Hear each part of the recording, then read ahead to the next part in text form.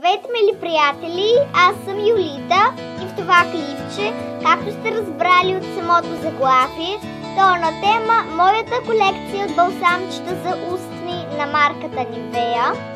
Аз имам общо 6 балсамчета на марката Nivea.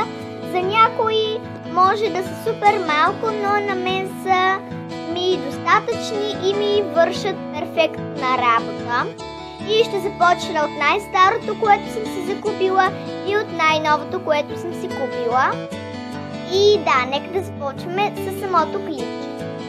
Първият балсам, който си бях купила, е ето този от серията Fruity Shine с чери, което на български език означава череша.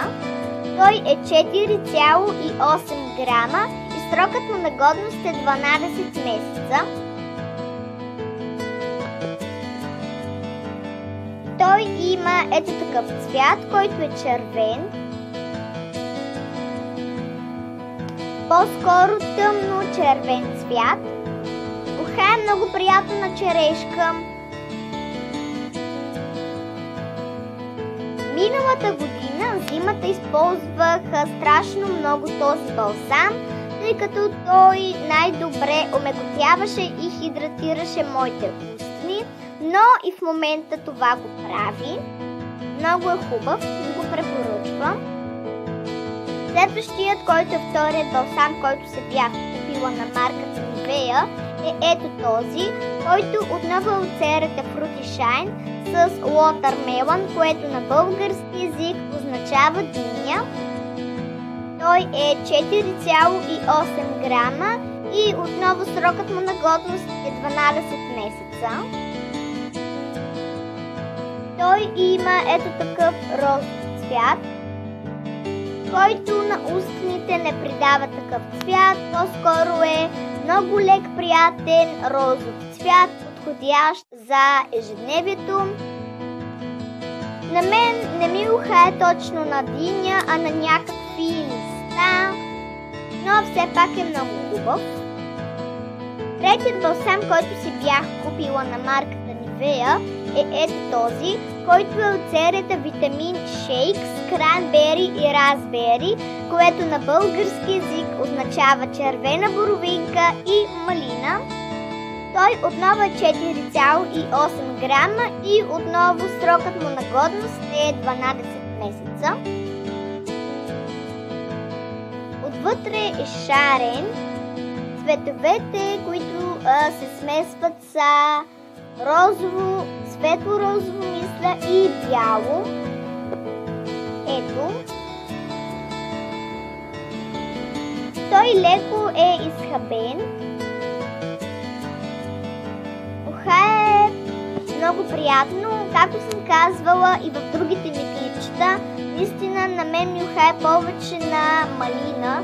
В ароматът не усещам червената боровинка, но както и да е, много е хубав. Четвъртият, който си купих на марката Nivea, е ето този, който е от серията Kerry Color Red. Той отново е 4,8 грама и както виждате, срокът му на годност е 12 месеца. Ето тук това кошче. Пише 12 м.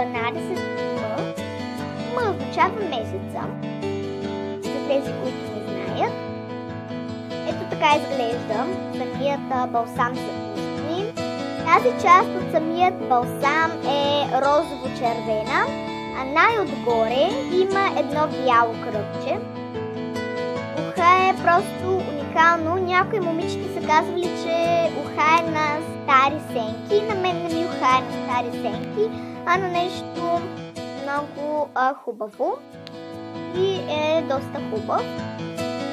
Предпоследният, който си купих на марката Nivea, е ето този, който е от серията Hydro Care с SPF 15, въпреки че той е подходящ за този сезон, който вече почти отмина.